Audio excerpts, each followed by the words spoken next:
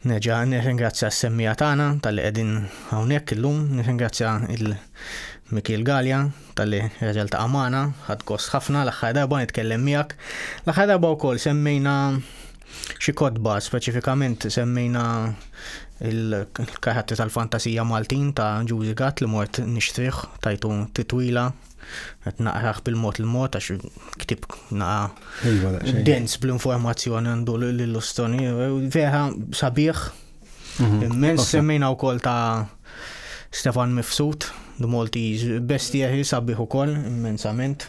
Dak iktar ukoll iffukat mhux fuq biskaħat iktar fuq ċertu anka fjuri fuq il-fawna, fuq il-flawra ta' Malta, anka fuq insetti li għal xi ħaġuni dak iż-żmien kienu jemmnu li għandhom xi poter jew insomma ħafna minn dawn l-affarijiet sabiħ ħafna wkoll ġifieri nixtieq ngħid qabel nibdew fuq is-suġġett li jekk hawn xi ħadd li da s-suġġett jinteressah u jgħidlek ma nafx fejn ħanibda jien insib xi ħaġa għax fuq Google naqa' diffiċli ġieli ssib fuq dawn l-affarijiet.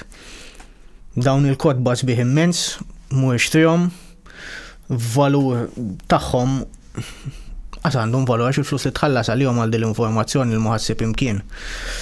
U intu kont ukoll involut kontejn lil Juicy Gatt fil-ktib tiegħu il-karattri tal-fantasija Maltin ukoll. More il-support, kontejnu b'naqra riċerka, kont titkellem miegħu insomma dawn l-affarijiet għajnuna li jkollok bżonn. Ekku, propjament għax aħna kollna u l-aħħar darba semmejniehom ukoll il-comics tas-Sikkina, ġifieri konna nibnu l-karattri tal-comics tas-Sikkina fuq dawn il-karattri, allura kienna ħafna diskussjonijiet flimkien fuq dawn il-karattri u kif wieħed għandu jħares lejh u għax ħafna mill-karattri kif ħallewhomna mis-sirjietna u anke biżmien peress li intesew ċertu affarijiet huma kif tajt ma tantx huma imlibsin kif aħna mdorrijin naraw illum pereżempju ċertu karattri ta' barra u hekk jiġifieri allura huma daqsxejn kif tajt ishom oġġett daqsxejn għadu ma sarx. Imma meta tħares lejh għal-bidu, meta mbagħad tara daqsxejn mod tippropondixxi issib illi hemm ħafna x'wieħed jammira u x'wieħed japprezza f'dawn il-karattri. Ġifieri u dak aħna ġifieri inħoss li l ħaġa ta' min jagħti krettu naħseb li semmejtu anke l-aħħar darba lil Anton F. Attard illum m'għadux magħna ħallina imma li ħareġ l-ewwel ktib tiegħu u b'ġabra għax daw kienu letteralment qegħdin kważi fil-qabar ġifieri u permezz tal-ktieb irnexxielu joħroġhom minnu u ħafna nies beda jinteressom u jfittxu u bdew u l-interess qam fuq dawn il-karattri li kienet ħaġa tajba ġifieri. Jiena ngħid ukoll li anka lili ta' spira ġifieri biex inkomplu fuq dal-proġett li kienna tal-Comics tas-Sikkina flimkien ma' Juicy. Allura dawn il-karattri naħseb jiena qegħdin f'punt illum illi l-interess qiegħed jikber u meta mbagħad ma jsiru parti mill-memorja kollettiva tal-nies u jidħol f'moħħhom, mbagħad jibdew jieħdu l-ħajja mill-ġdid u jibdew diġà qed naraw ġifieri karattri li qegħdin ipinġuhom f'comics jew jagħmlu semmejna l-aħħar darba anke dik il-rock opera kienet jew musical xi ħaġa kien tal-Bellija. Ħareġ il-film tal-Ori sewwa li ġifieri l-interess qed jikber u di xi ħaġa tajba ħafna li għall-inqas xi ħaġa li hija tagħna ma tibqa' tgħixu fil-kultura tagħna. Eżatt, għax daw ma ninsewx ħafna minn dawn l-istejjer ma kinux miktubin, daw ħafna l-istejjer kienu mill-fuq. Eżatt. Kont tisma' l-ommok tajdu, kienet tisma' l-omma tajdu dawn l-istejjer. Missiera fil-każ ta' ummi għax kien missier nannu tiegħi kien jirrakkontom. Allura jekk qatt ma kien jiġatu daw ikellimhom daw in-nies u jiktibhom hu. Jo tiktibhom daw l-affarijiet. Nawgħu mitlufin għażminijiet. Alla kellna dawk il-ftit nies li bdew issa forsi llum. U anka grazzi għal barranin, għax peress kien hemm il-barranin ukoll bħal Stumbe, Berta Ilg, fosthom naturalment Manuel Magri, sewwa Patri Manuel Magri li ġabar da ħafna tarif fuq il-leġendu hekk. U aktar tard Kassar Pullicino.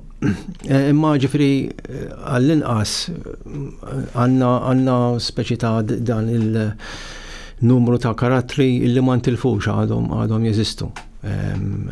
Għall-inqas fil-kitba u nistgħu narġgħu nużawhom u nqajmuhom fl-istejjer u fil-kreattività tagħna artistika.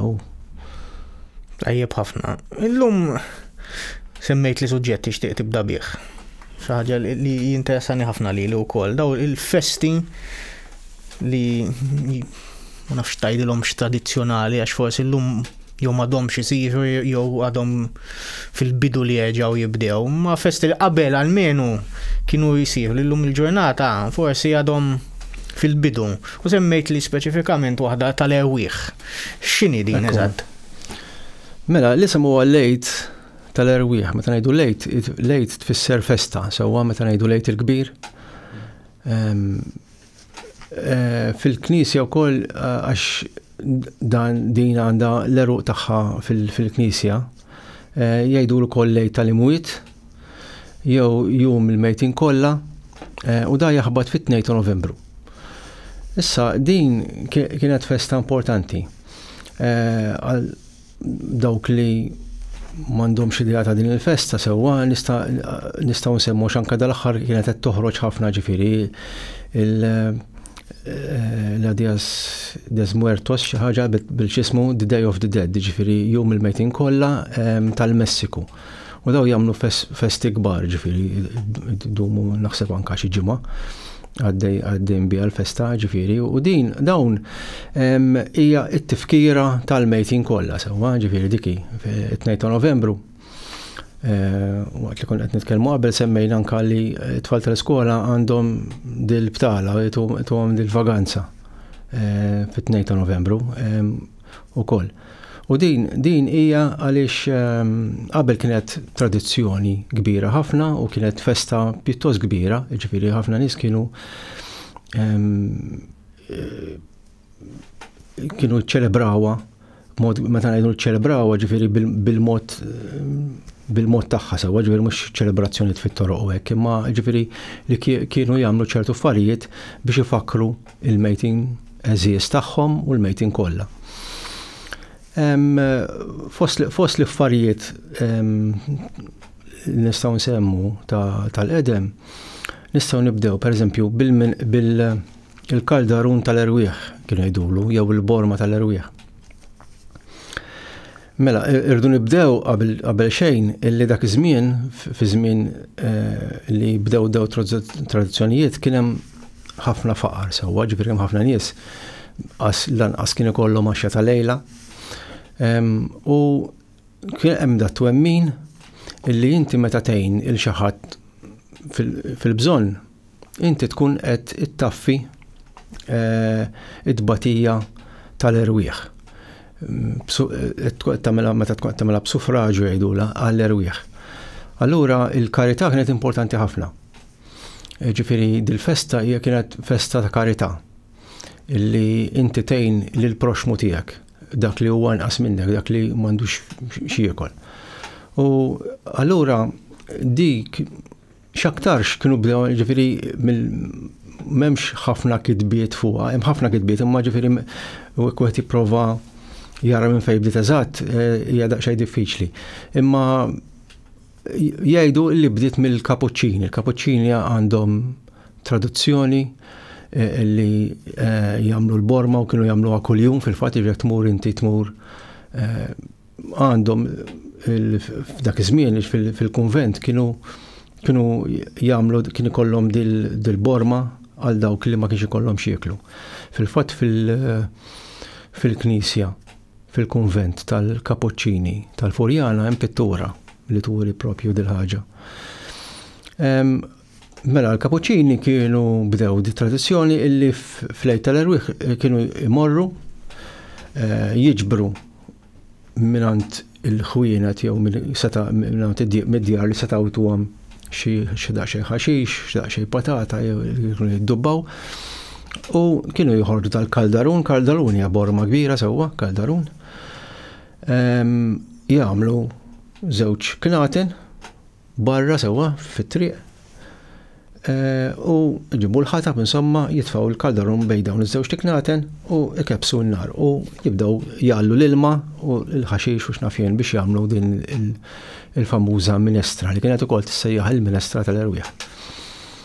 Daw n-nies foqra kienu jafu biha din sewwa ġifieri kienu jistennewha u kienu jmorru b'xi bott jew xi ħaġa li kienu jsibu biex jieħdu il-porzjon tagħhom, jieħdu semhom.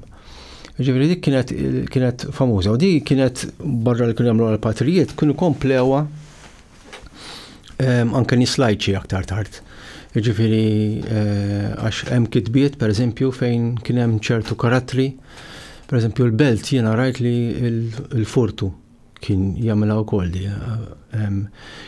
Dak kien karattru pjuttost magħruf fi żmien li kien ukoll jagħmilha din, ġifieri qed insemmu aħna kienet baqgħet issir isu lejn forsi minix ċert eżatt id-dati, imma għax il-diskors huwa illi qabel il-gwerra kienet għadha għaddejja dil-ħaġa u meta ġiet il-gwerra speċi l-interess inbidel kompletament għax kien hemm ovvjament il-kriżi, kien hemm ħafna affarijiet allura kollox qisu sfaxxa. Imma x'aktarx peress li kienet tradizzjoni x'aktarx li baqgħet u x'aktarx fil-ħamsinijiet u dal-karattru ta' żmien il-ħamsin. Dan jidher li dal-karattru l-furtu għandu kien der f'xi film lana fil-Midnight Express. U dan insomma kien magħruf li kien jagħmilha. Ġifieri x'aktarx li kien għad hemm min jagħmilha dil ħaġa fil-ħamsinijiet u fis-sittinijiet. Is-sittinijiet ġab bidla f'din il-festa għax kien hemm il-Konċilju Vatikan it-tieni, dana kien imsejjaħ mill-Papa, dak iż-żmien il-Papa Ġwanni 23, u daret jagħmel riforma fil-Knisja biex qisu jimmodernizza, ġifieri biex għażminijiet moderni. Qed insemmu aħna fis-snin 60, 20 sena wara t-tieni gwerra dinjija. U dal-konċilju kien waħda b'ħafna affarijiet, aħna nafu li pereżempju kienu anke l-artal kien qabel mal-ħajt sewwa, allura il-qassis, is-saċerdot li kien qed iqaddes il-qudiesa kien jagħti daru lin-nies. Il-Konċilju Vatikan it-tieni biddilha dik, ġifieri, ġab lis-saċerdoti ħares lin-nies, mhux jagħti daru. Biddel il-kunċett kif kienu jaħsbu qabel. U fost dawn l-affarijiet li ħareġ il-Konċilju kienet illi rid ineħħi dawn it-tradizzjonijiet tal-mewt mill-Knisja. Ovvjament il-quddisijiet u hekk xorta baqgħu jsiru quddisa b'suffraġġju għall-Erwieħ u hekk imma fejn kien hemm it-tiżjin u fejn kien hemm daw il-manifestazzjonijiet u proċessjonijiet li kienu jsiru f'din il-festa kollha spiċċaw f'daqqa. Bħala parti minn din il-modernizzazzjoni tal-Knisja. Allura bdew imutu daw it-tradizzjonijiet. Il-borma tal-Erwieħ ukoll anka forsi għax il-faqar beda jonqos, forsi mit-toroq ma kienx daqshekk kbir daqskemm kien qabel it-tieni gwerra dinjija. U insomma, ġifieri biex narġa' nidħol fejn kien hemm il-Knisja involuta, pereżempju kien jintrama t-tubru kien jintrama fil-kannierji u kien jintrama fil-knejjes. U dak kien forma ta' tebut, ma kienx ikun hemm mejjed xejn fih, ġifieri huwa il-forma biss ta' tebut. U kienu jpoġġu ras ta' mewt, ras ta' skenetru fuqha, jattuha b'xi tul xi xall insomma li dak l-iswed trasparenti jisa tkun bħal qisu xibka. Kienu jżejnu bil-bankuni, il-bankuni kienu kollhom 6 ċemat fuq kull naħa u kienu ikun hemm 4 gandlieri kbar bil-ħadid tal-ferrobattuto. U dik kien parti mit-tiżin, ma kienet xi ħaġa stravaganti, imma kienet parti mit-tiżin. U ħafna nies kienu jħobbu jmorru jaraw f'Ottubru. Kienu jkollhom ukoll daw il-paletti kienu jgħidulhom, ġifieri il-paletti kienu qishom bħal l-asta u mbagħad kienet tkun qisha bħal kaxxa sewwa li fiha kien hemm it-tpinġija pereżempju ta' mewt, ħafna drabi kienet tintuża skont il-mejja ta' dan it-tubru kien jintrama pereżempju meta kien imut xi assis jew xi ġisqof jew hekk. U kien ikollhom dawn l-emblemi tiegħu ġifieri, allura il-mewt pereżempju l-affarijiet kollha tiegħu li kien jirrappreżenta fil-ħajja. Imma fl-lejl tal-erwek kienu jagħmluhom daw il-xismu, normalment kien ikun hemm xi ras ta' mewt fiha affarijiet relatati mal-imwiet. Dat tip ta' tiżjien kien jintrama, in-nies kienu jmorru biex jaraw dat tip ta' tiżjien u kienu l-ħaġa kienet biex tressaq in-nies biex jitolbu għall-erwieħ ta' dik sewwa ġifieri inti għandek it-talba l-erwieħ u mbagħad għandek il-karità wkoll. Kien hemm dil ħaġa ta' li inti jew tagħti il-flus biex isir il-quddies jew nkella tija karità. Qabel kienu jagħmlu anke daw il-ġabriet jekk mur ftit lura fi żmien meta il-kavallieri kienu għadhom kemm daħlu Malta. Kien ġie ċertu isqof jidher li kien dużina illi ġie biex jagħmel riċerka ta' x'kien hawn u x'ma kienx hawn Malta. U fost l-affarijiet illi kiteb ħafna affarijiet sewwa għax għamel inventarju sħiħ ta' kemm kien hawn kappelli u x'naf jien u affarijiet hekk. Semma illi fit-2 ta' Novembru il-Maltin kienu jinżlu fil-Kalnierja u kienu jagħmlu dik li jgħidulha il-quċċija jew il-kuċċija. U dik il-kuċċija kienet tikkonsisti f'qamħ molli li kienu jpoġġuh f'xi bieqja sewwa b'xi skutella u kienu jżejnuha kienu jħaltu magħha xi żbib u xi lews jew ġews u kienu jagħmlu jżejnuha b'salib tal-lews pereżempju fil-wiċċ. U daw kienu jpoġġuhom fil-Kalnierja u daw kienu jkunu biex wara li jsir it-talb għal-b'suffraġġju għall-erwieħ kienu jagħtuh bħala ikel lill-foqra li kienu qegħdin jew jistennew barra pereżempju. Ġifieri dik hija dokumentata hija xi ħaġa u permezz tagħha għandna din riċetta qisha tifhem tal-kuċċija. Illi ovvjament ma dix issir din ħaġa il-kuċċija imma kien hemm tentattivi minn Heritage Malta li fost l-attivitajiet li bdew jagħmlu anke l-attività tal-erwieħ introduċew kienu dil-kuċċija ġabu xi ħadd u ħadimha għamilha u ppreżenta lil dawk li kienu qegħdin jagħmlu ġewwa l-ikel. Ġifieri kienet ħaġa interessanti illi dil-ħaġa kienet dokumentata u qiegħda hemmhekk. Issa hija sta għalina jekk aħna dil-ħaġa nħalluhiex fil-passat jew nkella nagħmlu xi ħaġa minna mod modern sewwa ġifieri mhux qed ngħid illi forsi bl-istess mod illi kien isir qabel.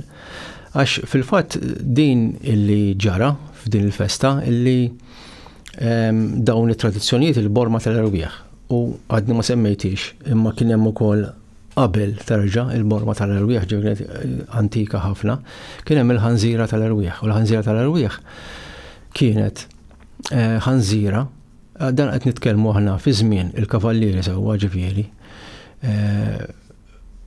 illi dak iż-żmien kien hemm ħafna bejjem jiġru fit-toroq u anke l-belt forsi min jgħidlek il-belt kien hemm il-ħnieżer jiġru fit-toroq iva, għax huwa dokumentat li kien hemm il-ħnieżer jiġru fit-toroq. Għax anke l-Gran Mastru kien darba minnhom kien sejjaħ lil dak li kien jieħu ħsieb il-Kistlanija, il-Bojja, biex jmuru jiġbor daw l-ħnieżer li kienu qegħdin jiġru mat-toroq u kienu qegħdin jiddisturbaw ġieli kienu hemm xi purċussjoni u daw l-ħnieżer jgħaddu u jisfrattaw kollox. Ġifieri dak iż-żmien kien hemm il-bejjem fit-toroq, tiġieġ, jinnaf, daw il-ħnieżer, papri u hekk. Kulħadd kien jara kif jagħmel biex iżomm xi ħaġa ħalli kollu xi jkollu xoqtol u x'naf jien, ġifieri. Dik kienet il-dritt tagħha. Issa il-ħanżira tal-Rwieħ kienet tintelaq fit-toroq, il-belt u anke fl-irħula sewwa, ġifieri mhux kwestjoni tal-belt biss kienet din. U kienet iddum xi sena di, pereżempju jibdewha fil-bidu tas-sena u sa Novembru din kienet tkun lesta għax in-nies kienu jitimgħuha u kien hemm ċertu devozzjoni li għadi sewwa, ġifieri dan hemm ktieb illi kitbu ċertu wieħed Franċiż li kien ġi Malta biex għax dak iż-żmien Malta kienet fi żmien il-Kavalier qed ngħid jiena. Kienet qisha rriklamata bħala xi post hekk kważi eżotiku li tiġi fiha insomma. U dak kien ġi Malta insomma għax telaq minn Franza u da u rrakkonta l-ġrajja tiegħu. Imma fost l-affarijiet li rrakkonta u rrakkonta d-dieħa kbira sewwa, ġifieri għax għalih kienet xi ħaġa strana ħafna. Imma ra illi dil-ħanżira li kienet tkun qiegħda fit-triq li hu qal biex jarfuha mill-ħnieżer l-oħra kienu jaqtawla xi widna jew biċċa mill-widna, allura dik kienet tkun tal-Rwieħ. Miktub ukoll li dik kienu ilbsuha il-ġaras kien jgħidulu qisha bħal bott li jkollu xi ċaqqa ġo fih u jċenċel. Ġifieri. Imma dan il-kittieb partikolari kien qal illi kienu jaqtawla biċċa mill-widna jew widna biex jarfuha mill-ewwel li kienet tkun tal-Rwieħ. U kif kienu jaraw għal-nies, kienu jroddu s-salib, kien qed jirrakkonta ra li dar raġel jroddu s-salib, jgħid xi talb insomma, u mbagħad jidħol ġewwa u joħroġ b'xi ħaġa tal-ikel biex jitmaħħa. Ġifieri n-nies kienu jitimgħu dil-ħanżira tal-Rwieħ. Kien hemm ċertu devozzjoni, ħadd ma kien jipprova jisraqha sewwa kien sagrileġġ inti tisraq il-ħanżira tal-Rwieħ, kienet xi ħaġa miżmuma bħal speċi bħala xi ħaġa mhux sagra imma kienet tirrappreżenta xi ħaġa importanti u sagra li kienet tirrappreżenta s-suffraġġju tal-Rwieħ. U ġifieri dik kienet xi ħaġa vera importanti jidher għal dawn nies kont kif inkiteb minn dan il-kittieb partikolari. Allura il-ħanżira tal-Rwieħ kienet imbagħad tinqatel fit-2 ta' Novembru jew dik il-ħabta u kienu jew jitimgħuha lil foqra jtuhom xi biċċa laħam jew jitfgħuha mal-minestra jew kellha kien hemm tradizzjonijiet oħrajn li kienu jirkantawha pereżempju jbijawha u l-flus tagħha jmorru għal qudies għall-Rwieħ pereżempju. Kien hemm dawn tip ta' differenzi mhux kulħadd kien jagħmel l-istess ħaġa. Mela kien hemm dil-ħanżira tal-Rwieħ. Issa f'din l-ikla illi il-Heritage Malta kienet qiegħda tarġa' tanima dawn tradizzjonijiet, allura hemm il-minestra u hemm il-ħanżira jew il-majjal il-forn. Fost l-ikel li hemm. U l-idea tagħha din hija profana mhux reliġjuża sewwa, ma ħaġa tajba li fiha wkoll illi din l-ikla wkoll ġiet adottata minn patrijiet pereżempju l-Karmelitani tal-Imdina u anka id-Dominikani tal-Belt illi għamluha dil-ħaġa u kienu qegħdin jiġbru l-flus għal-bżonnijiet ta' dawk fil-bżonn tal-foqra. Fil-każ tal-Karmelitani pereżempju tal-Imdina kienu qegħdin jibgħatuhom il-missjoni. Allura din l-istess sikla li ħafna nies kienu qed tfittxu għax kienet xi ħaġa ġdida u xi ħaġa illi ġdida fis-sens li għax tradizzjoni pa' speċi reġgħet qed tarġa' tqum kienu qed imorru għall-ikla insomma jħallsu l-flus u Imma għal skop tajjeb sewa ġifieri qiegħda tagħti il-flus lill-missjoni. Semmejt f'mument minnhom di l-kuċċija jew quċċija. Żejn il-quċċija nafa ma nafix kif qed din il-quċċija nafa forsi nużaw l-istess kelma ta' mhux forsi tgħidli minn fejn ġejja wkoll. Quċċija nafa kont għamilta jien konna minni għal-ħija żgħir li taqbad xi affarijiet li għandek id-dar xi ġugaħelli jew xi moxt jew xi furketta titfaħħom malajt titfa' t-tarbija qudiemhom ftit il-bot u tħallih jaraw x'ħaj jagħmel, jekk hux ħajmur jaqbad waħda minnhom, jekk hux ħajdur naħa l-oħra u jitlaq. U ġin hemm min jitfa' l-flus, hemm min jitfa' xi moxt, hemm min jitfa' xi ħaġa li jkollok id-dar xi ktieb. Din u dak li jaqbad jirrappreżenta dak li se jagħmel fil-futur. Iva dik hija. Sa din ngħidu l-quċċija aħna. U di li għadek kemm semmejt użajt l-istess kelma. Hija x'aktarx din il-ġismu tagħha għaliex hija marbuta mal-ħelu partikolari. Ma nafx għaliex kuċċija, sewa x'aktarx il-kelma jew hija sqallija jew xi ħaġa m'għandix dak it-tarif. Imma l-quċċija hija dil-ħelwa. Isa dal-qamħ, isa kif tajt, di xi ħaġa li inti tagħti lil xi ħadd bħal cake sewwa, ngħidulu cake pereżempju. Issa il-cake mhux għandna ħafna okkażjonijiet fejn użawh, aħna pereżempju jekk jew xi ħadd għala sninu, jew xi ħadd kellu l-anniversarju. U di x'aktarx li fil-kuċċija li kienu jagħmlu dil x'ismu, kienu probabbilment kellhom dit-tip ta' ħelu. U dal-ħelu, allura ħal isem tal-istess festa li kun qed jagħmlu ma sejħulux xi ħaġa oħra. X'aktarx li diki il-ħaġa, ġifieri x'aktarx li kellhom dat-tip ta' ħelu li kienu jippreżentawh ukoll lil dawk li kienu jiġu biex jaraw it-tarbija x'ħad tagħmel, sa tiġbor u kienu ġifieri għax inti jekk sidint in-nies pereżempju biex jagħmluha naħseb jiena ma nafx jekk kienu jistiednu ħanejtek ġifieri. Imma jista' jkun li kellha dan is-sinifikat din it-tradizzjoni fiha. X'aktarx li minn hemm minix ċert 100% jekk hux hekk jew le, imma għandha l-istess isem iva, l-istess isem, kuċċija l-istess ħaġa. Kellhom di tradizzjoni għat-tfal li kienu jgħidulha s-sarvetta tal-ħelu. U biex jgħinuhom jaħsbu fil-mejtin kienu pereżempju jgħidulhom pereżempju tkun bravo tagħmel bħal speċi għax l-istess jekk bħala tfal x'jistgħu jagħmlu ma kellhomx flus u hekk. Imma li jobdu l-ġenituri u jgħinuhom u dawn l-affarijiet ikun qegħdin jagħmlu qisu l-istess dik l-att ta' karità għax qed jgħinu u allura kienu jkunu premjati b'dis-sarvetta tal-ħelu li kienu jpoġġu ilhom taħt l-imħadda, per eżempju, meta jqumu l-għada fil-ħodu, fil-lejt tal-erwi. Ma kienet tkun sarvetta, jitfaw l-ħelġu fija, per eżempju. Kien hemm anke tradizzjonijiet, per eżempju, tal-pupa. Dik x'aktar ġejja mill-isqallin, però, għax l-isqallin għadhom sal-lum.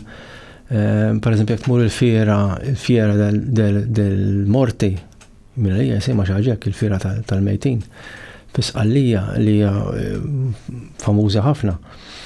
Issib dawl ħafna stands insomma ta' ġugarelli u xnafien u waħda mill-affarijiet li jgħidulhom li għandhom di tradizzjoni li n-nannu jibatlek ġugarell, n-nannu li miet per eżempju, tifhem?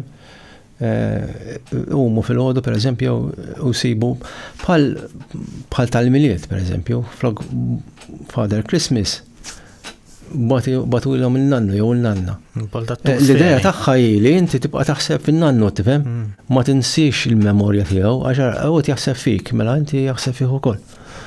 Ġifieri għandhom din l-idea wkoll. U hawn Malta kien hemm insemma x'dak kien hemm il-programm li kien hemm Guido Lanfranco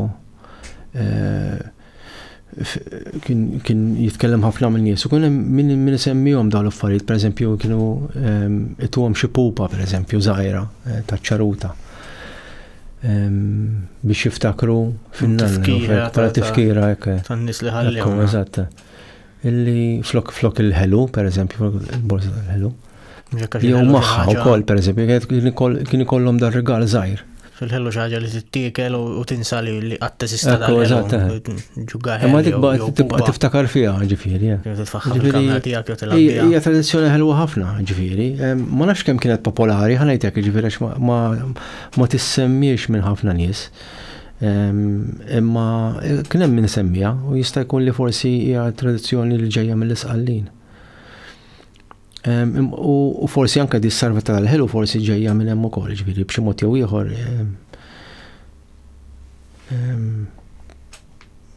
influenzjat. Aħna min-naħa tagħna ġifieri ħafna drabi kull malna ngħidu influenza ta' dawk, influenza ta' oħrajn qisu m'għandna xejn oriġinali tagħna kultant inħossina illi ma tantx nagħtu kredtu lil nafusna. Hija vera li aħna żgħar u ma tantx nistgħu m'għandniex dawk ir-riżorsi abbundanti li nistgħu nivvintaw ċertu affarijiet, imma naħseb illi hemm ċertu affarijiet illi għall-inqas illi hekk influenzati u ħadu ġifieri. Waħda mill-affarijiet pereżempju li naħseb għandu bżonn isir aktar studju fuqha, pereżempju l-prinjolata sewwa dika hemm min jgħid li hija għax l-isqallin għandhom xi ħaġa li jgħidulhom prinjoli jew xi ħaġa li l-istess jew prinjolata, imma l-forma hija kompletament differenti, jiġifieri, u tagħna hija differenti ħafna, ġieli ma ssibix jiena ma sibx l-istess forma l-istess ħaġa imkien kien mod ta' kif nagħmlu l-prinjolata tagħna, ġifieri jista' jkun li forsi bdiet minn hemm u mbagħad ħadet il-forma tagħha kif inillum. Jiġifieri għax daw li għamlu l-isqallin huma boċċi u jitfgħuhom fuq xulxin. Jisom jagħmluhom fuq xulxin. Tagħna għandha dak il-forma ta' awwalija jisa ta' mhux kif illum qed jagħmlu aktar tonda u hekk, imma qabel kienet ta' awwalija hekk jiġifieri. X'aktarx li ġej minn hemm forsi minn daw il-prinjoli fuq xulxin sewwa ġifieri, imma insomma, dawn tradizzjonijiet interessanti ħafna u li tajjeb inkompluhom pereżempju din għax din immur għal-lejl tal-irwieħ nerġa' biha ġifieri dis-sarvetta tal-ħelu. Tajjeb li forsi din tarġa' tqum b'xi mod jew ieħor ġifieri li jkun hemm xi ħadd li jarġa' jibda jqassam daw għax din hija simili tal-borza ta' San Martin, sewwa l-borza San Martin taf li ġifieri dika okej mhix popolari ma' tfal kollha llum dik il-ħaġa, ma għadha għaddejja għadha ssir. Mużew niftakar kienu jtuna l-borza San Martin. Noqogħdu nkantaw. U din hija interessanti ġifieri ħafna wkoll. Fil-verità din ukoll aħna konna qed nimbuttawha di sarvetta. Anka Heritage Malta l-istess kienu qegħdin jagħmluha u fl-ikla pereżempju kienu qegħdin jagħtuha fl-aħħar tal-ikla bħala s-sarvetta kienet parti mid-deżert ta' qisha tifhem barra l-għadam tal-ħelu għax hemm l-għadam tal-ħelu taf li ngħidulu l-għadam ukoll dik il-forma ta' għadma dik ukoll hija tradizzjoni l-unika tradizzjoni b'saħħitha li baqgħet tal-lejl tal-irwieħ fil-fatt fil-ħelu. Għalhekk hija fil-fatt forma ta' għadma. Għax tiftakar fil-mejtina, eżatt. Dejjem. U dik barra l-għadma kien hemm ukoll forma ta' ras ta' skeletru, ma din ukoll intilfet naqra biżmien. Hemm xi ritratti antiki tagħha, antiki mhux antika ħafna ta' ġifieri naħseb sa żmien Guido Lanfranco u dal-aħħar smajt il-xi ħadd li nafu ħabib tiegħi kien qed jgħid li l-Perfection li kien ħanut il-belt, il-Perfection kien magħruf ħafna da kienet kafeterija jbiħ il-ħelu u hekk.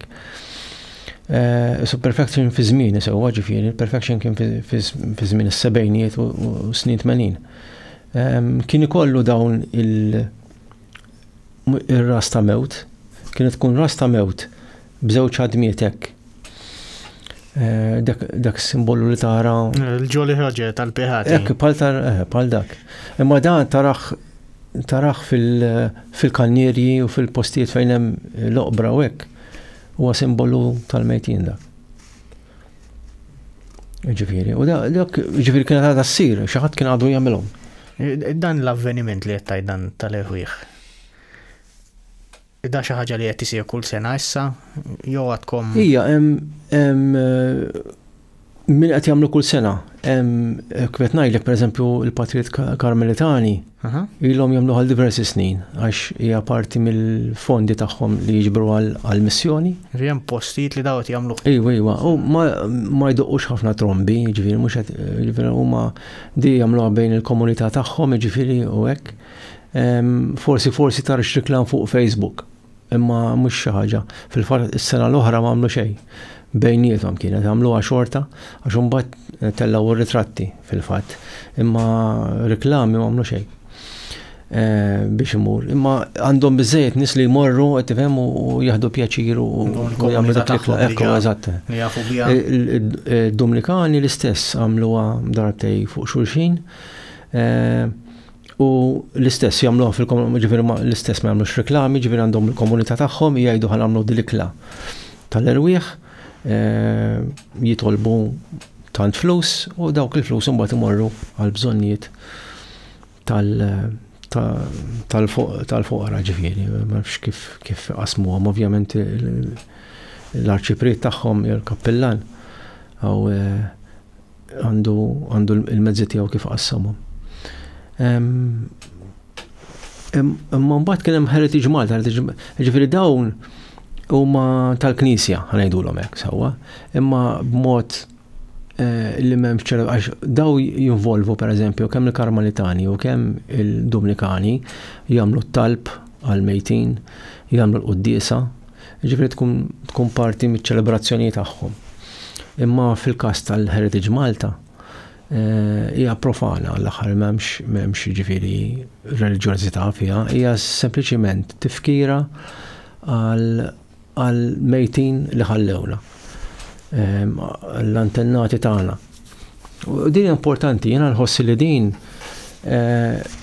anke l-artisti f'kull forma ta' artist ma nafx min qala di biex nikkota, ma kien qal illi il-mewt hija ispirazzjoni kbira għall-arti, sewwa inti meta taħdem xi ħaġa tal-arti jisek mingħajr ma trid taħseb fil-mewt, ġifieri hija parti minn dik li ħaġa timbuttak jisek għax inti taf li din hija id-dinja ħatispiċċa jew għalik pa speċi li ħaġa mhux ħatibqa' hemmhekk u inti qed tittara x'tagħmel biex jisek tkompli jkun hemm dik il-kontinwazzjoni. Ġifieri inħossi l-artisti għandhom kontribut u jiena pereżempju dort anke pereżempju il-poeżiji ta' ħafna poeti u hekk, ġifieri min ma semmix il-mewt. Il-mewt hija parti fil-ħsieb fil-filosofija tal-artist fil-biċċa kbira.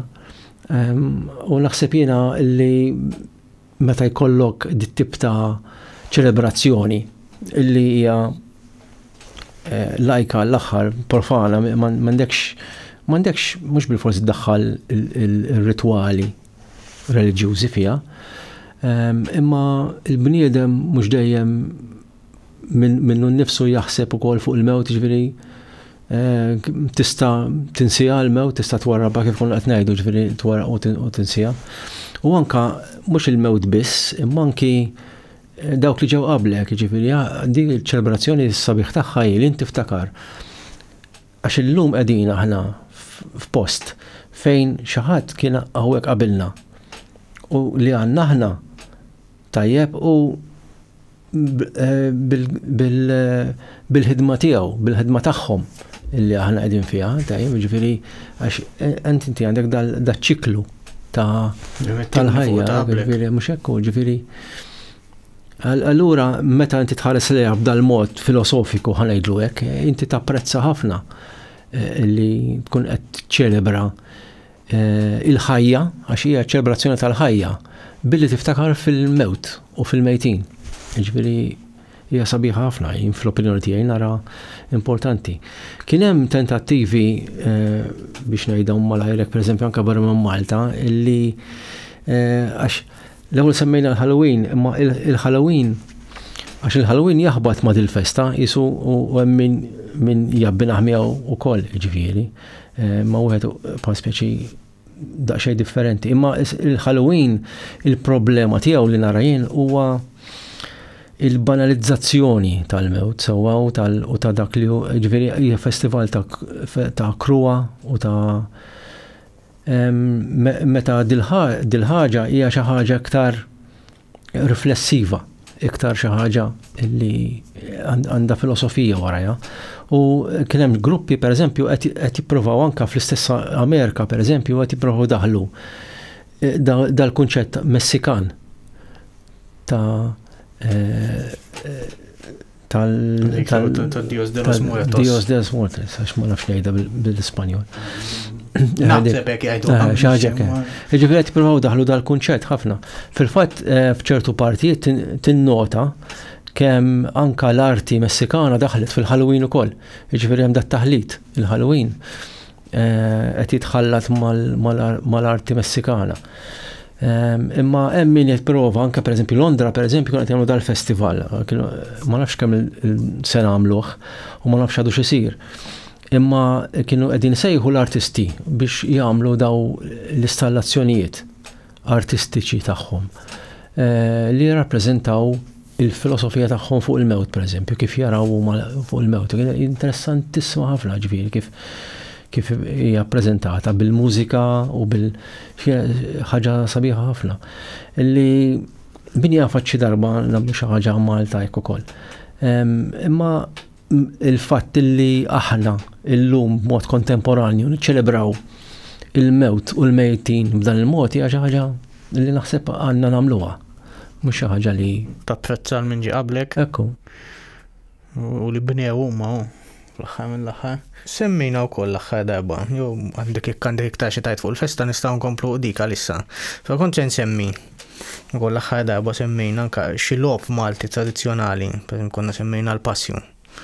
U li kienet tintuża biex jgħalmu l-tfajliet dak iż-żmien fuq it-tqala u d-disa' xhur u l-bejt u għalhekk jgħidu l-baby u għalhekk hemm disa' minnhom. U jimlob ukoll qed niftakar l-iskola fejn konna nintefgħu bil-qiegħda u xi ħadd idur madwar u jqgħod sejħa ġejja l-mewt għalik biex tixwik biex taqlik u kif kienet komplex kien hemm xi erba' verżjonijiet minnha kienet titkompla xi ħadd kien jinsa. U malli tajt daqqa minn tajlek ħafna drabi kun hemm xi ħadd ma jistax għalik daqqa tajba u jitlaq jiġri. Dik ukoll hija għax intaw ħafna minnhom tallimt li huma kienu jintużaw dak iż-żmien kif qed inti biex titgħallem int fuq ċertu affarijiet bħal mewt jew bħal twelid. Dik ukoll hija każ li dik il-logħba kienet tintuża biex ishom it-tfal ta' dak iż-żmien il-mewt kienu jifmu x'inhu u jkunu iktar lesti għalih millum għax aħna ma kontx tiġi staqsihom u tgħidli dil-logħba x'inhi. U ngħidlek x'jiġri u kont tgħidli għalfejn ngħidu hekk qabel. Ma naf stajt tajt kelm oħra stajt taqbad tivvinta l-kliem dak il-ħin għalija laqwa li fl-aħħar xi ħadd daqqa u titlaq tiġri. Dak ukoll kien każ ta' logħba li tintuża bħala hekk isa lezzjoni għal ħajja. Jiena naħseb li ma kienx hemm xi ħadd joqgħod jaħseb għal kif ħanallem it-tfal fuq il-mewt. Il-mewt tant kemm kienet preżenti. Għax anka illum sewwa ġifieri xi ħadd imur l-isptar u jmut l-isptar u isek ma tarax hemmhekk, imma qabel it-twelid kien isir fid-djar. Jiġri inti tara it-twelid fid-djar. Ma tarax bil-forsa għax kien ikollhom ovvjament dik li kienu jgħidula l-alkova u jidħlu fiha jew nkella kien ikollhom kamra speċjali, imma ma kienx hemm dil ħaġa li mort x'imkien post ieħor u ġara xi ħaġa hemmhekk u ma tafx eżattament x'ġara. Fil-każ tal-mewt l-istess. Ħafna drabi kien hemm xi ħadd qiegħed wasal biex imut u jmut id-dar finalment, jiġifieri allura il-mewt kienet barra qed ngħidu mhux bil-forsi x-xjuħ biss, jiġifieri minħabba l-malnutrizzjoni u il-mod ta' forsi kif qed jgħixu hemm ħafna raġunijiet. U l-mart li l-lum forsi nilqawlu b'xi mediċina. Imma il-mart wieħed irid jara jekk kienx ukoll mill-istess ikel li kienu qegħdin jieklu għax mhux bil-fors il-mart mhux bil-fors forsi kif naħsbu llum li kien qed idur fl-arja u ġifieri għax naħseb l-arja l-ħoġa kienet iktar pura milli llum. Jiġifieri naħseb. Mhux hekk imma li ġej mill-moffa l-ikel ma sajru sew. Il-mod ekku in-nuqqas ta' iġene pereżempju dawn l-affarijiet ġifieri kien hemm dawn tip ta' affarijiet illi kienu jikkontribwixxu għax peress li ma kinux ikunu jafu ma kinux konxi tagħhom kienu ovvjament jgħaddu minnhom. Issa, peress li kienet preżenti l-mewt, allura jekk xi ħadd irid jagħmel dil-logħba, ovvjament semma l-mewt, ġifieri. Jien meta konna żgħar konna ngħidu hekk dak kien id-diskors. Ara ġejja l-mewt għalik. Konna nkantawha ara ġejja l-mewt għalik biex tixwik, biex taqlik, ara ġejja, ara waslet. Din id-daqqa minn tajjilek. It-tfal fil-kassana ma kinux ikunu qegħdin iduru, kien wieħed jgħatti wiċċu jew jinżel kokka mal-art. U kien ikun hemm ċirku ta' tfal madwaru. U kulħadd ikanta din il-ara ġejja l-mewt għalik. Imbagħad xi ħadd kien ovvjament normalment xi perċimes li kien ikun qiegħed mat-tfal jgħidulhom inti pereżempju ħadd id-daqqa, jiftehmu bejniethom min se jagħti d-daqqa x'wieħed irid jagħti daqqa mhux kulħadd. U d-daqqa jagħtiha lil dak li qiegħed kokka mal-art brasu baxxuta jew għajnejh mal-għojn. Umbagħad dan irid jaqta' minn taħt dik id-daqqa. Jekk jaqta' kienet jagħ kastik umbagħad kien jgħidlu pereżempju rridek tmur taqbes 10 darbiet pereżempju jew tagħmel kutrumbajs jew xi ħaġa kienet jagħ xi forma ta' kastik. Hekk konna nilagħbu aħna. Nimmaġina li kien hemm xi verżjonijiet differenti. Ġifieri. Imma din ovvjament peress li fuq dak li saqsejt inti naħseb jiena peress li l-mewt kienet preżenti ħafna ħarġet awtomatika jien hekk naħseb fil-lob illi t-tfal m'għandekx għalfejn tibża mill-mewt għax il-mewt tista' tiġi għalik illum jew għada. Ġifieri ma tkunx taf meta. Kienet parti mill-ħajja li ma stajtx tevit laqs illum ma tista' tevita imma llum illum aħna jmutu l-isptar jew kikunu anzjani jkunu ġo xi dar ta' xjuħ u llum isek ma tagħix inti bajnejk tisma' biha biss dak iż-żmien forsi kont dar kif għadt inti twellet il-mara kun hemm komplikazzjoni u tmut sfortunatament jew trabi jmutu. Għax nimmaġinani llum il-ġurnata però nifinta logħba u nuża l-kunċett tal-mewt għax issa tanti xi ħaġa llum il-ġurnata tabu ma llum tintuża ħafna l-mewt anzi jiġifieri fis-sens. Però hija banalizzata ħanejdu forsi ċertu punt. Pereżempju tara tfal bit-t-shirt ta' xi skeletru ġifieri fuq ġifieri. Eżatt. Hija pjuttost preżenti ħafna ġifieri u speċjalment fejn fien jekk nsemmu ċertu festi u hekk pereżempju bħal Halloween sewwa. Din hija banalizzata għal kollox il-mewt sewwa ġifieri. X'hekk laqqas isgħadha teħab preżent tal-mewt ta' skeletru huwa inti ma ġalekx tirrifletti sewwa x'inhi. Ma ġalekx tirrifletti sewwa x'inhi. Anke l-Halloween hija festa pagana li nimmaġina kif nagħmlu għallum mhijiex eżatt l-istess kif kienet issir qabel. Għax iktar saffukata bħalma ġara bil-miliet. Il-Halloween illum iktar saffukat fuq il-ħelu u tilbes kostum su karnival żgħir. Bħal miliet. Min jgħidu l-karnival ta' Ottubru għaw Malta sar. Anka il-miliet l-lum il-ġurnata Father Christmas u tilbes u li u pjaċir u gosta, ma il-kelma Christmas laqqasa da fija l-kelma Christ fija l-kelma Mas fija ma zom dawk l-affarijiet.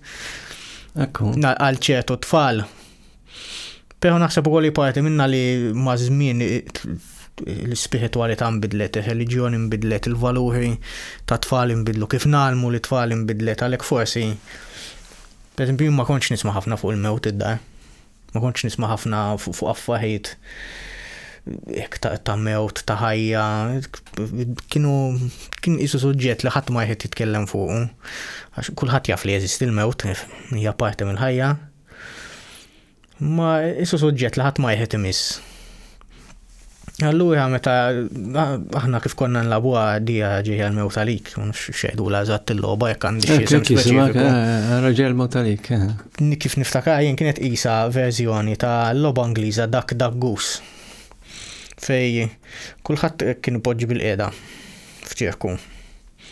Kien ikun hemm bniedem tifel wieħed f'dal-każ, għax aħna all boys school konna, ġifi tifel wieħed dejjem, u jdur madwar kulħadd. U joqgħod jgħid ġejja l-mewt għalik biex tiġi. U kif tispiċċa din, sa kont tħaffifa kemm trid, kont tajda slow kemm trid. Kif ħadd tispiċċa tajda din id-daqqa minn tajjilek minn hemm qudiemu dak il-ħin. Jo jitteħx daqqa jo jixxutjaħ skont xi tħoss dak il-ħin, skont kemm toqgħodu ta' quddiemek. Tieħed daqqa u titlaq tiġri. U li ieħor ħejt u minn bil-qiegħda u għad-daqqa li għadu kemm ħa u jiġri wara u jaqbdek. U kien hemm xi ċertu ammont ta' sekondi għandek jew 10 sekondi jew 15-il sekonda.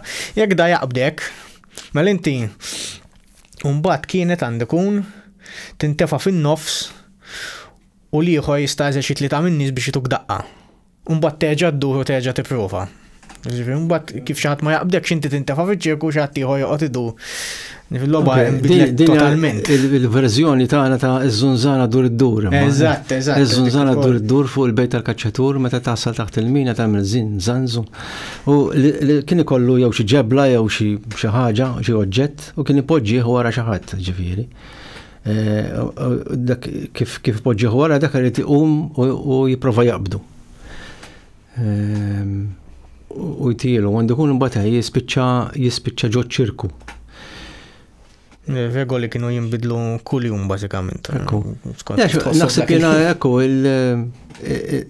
forsi anka il-lob kien hemm varjazzjoni minn post tal ieħor ukoll kif kienu jagħmlu. Kien ikollu żviluppi interessanti differenti minn taħat ieħor. Li hija tajba ħafna dik.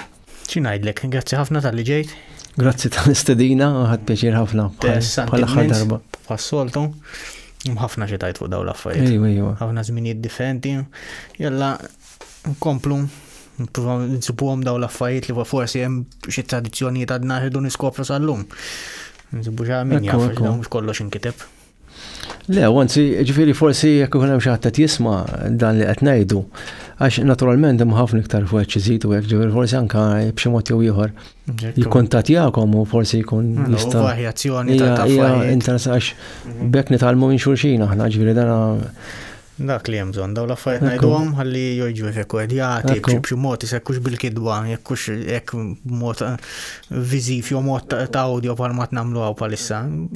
Affarijiet li m'għandhomx intilfu. Grazzi ħafna tal-ġejjin. Grazzi lilek Johan. Ħadd pjaċir, thank you ħafna. Grazzi ħafna.